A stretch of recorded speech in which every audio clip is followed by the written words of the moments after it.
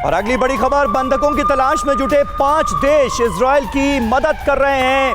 ये 5 देशों का खुफिया नेटवर्क सक्रिय कर दिया गया है। 27 दिन बाद भी दरअसल बंधकों का कोई सुराग मिल नहीं पाया है। 240 से ज्यादा बंधकों की तलाश का सिलसिला अभी भी जारी है।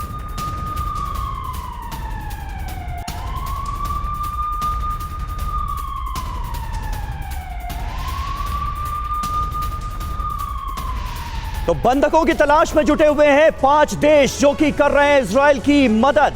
कैसे, ये जरा समझिए। बंधकों की तलाश में फाइव आइज, 240 से ज्यादा बंधकों की खोज, ये बहुत बड़ी चुनौती है। 5 देशों का इंटेलिजेंस नेटवर्क इसके लिए जुट गया है। 5 देशों के खुफिया विभाग आप कह सकते हैं सक्रिय हो गए हैं, एक्टिव हो गए हैं। जेल में बंद हमास के लड़ाकों से पूछताछ की जा रही है ताकि उनके जरिए कुछ जानकारियां उगलवाई जा सके। हमास लड़ाकों के रिश्तेदारों से भी संपर्क साधा गया है। हमास की कम्युनिकेशन मॉनिटरिंग हो रही है।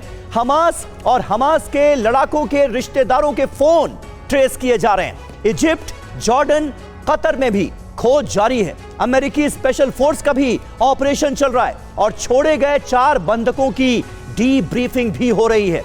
यूएन और रेड क्रॉस से भी मदद मांगी गई है। सिर्फ 4 बंधक अब तक छुड़ाए जा सके हैं और मनीष झा क्योंकि हमारे साथ वॉर जोन से ही मौजूद हैं, ये 4 बंधक छोड़े गए कतर की मध्यस्थता से।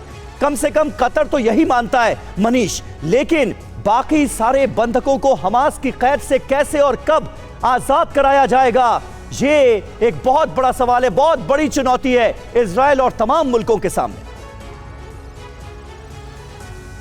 बिल्कुल, देखिए, और बंधकों की संख्या अब बढ़कर 242 हो चुकी है और इस वक्त इजराइल के लिए, अमेरिका के लिए और तमाम सहयोगी देशों के लिए सबसे बड़ी परेशानी की बात यही है। इस वक्त जहां पे मैं खड़ा हूं, मेरे दाहिने साइड में अगर मैं कहूं तो गाज़ा है और बहुत करीब में हज़ारों सैनिक अभी ज़मीन से लेकर पाताल तक एक किए हुए हैं कि कहीं से बंधक का कोई सुराग हासिल ले।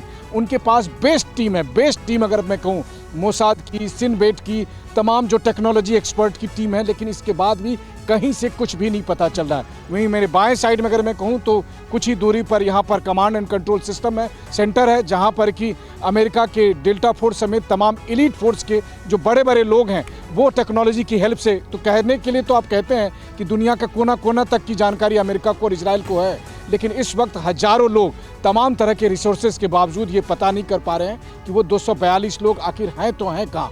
वैसी स्थिति में बहुत सारी बातें हो रही है। कुछ बात ये भी हो रही है कि थोड़ी देर के लिए सीज फायर की बात मान ली जाए, कुछ बात ये हो रही है कि हमास के कुछ टॉप कमांडर को एग्जिट रूट दे दिया जाए। अलग अलग तरह के विकल्पों का इस्तेमाल करने के लिए मनीष, और सवाल इन 242 बंधकों का है, सुराग अब तक नहीं मिल पा रहा है कि कैसे छुड़ाएगा बंधकों को इजराइल और क्या रणनीति अपनाई जाएगी। बहुत बड़ा सवाल है क्योंकि अब तक लोकेशन तक ट्रेस नहीं हो पा रही है। आखिर कहां चले गए हैं ये बंधक, ये बड़ा सवाल है।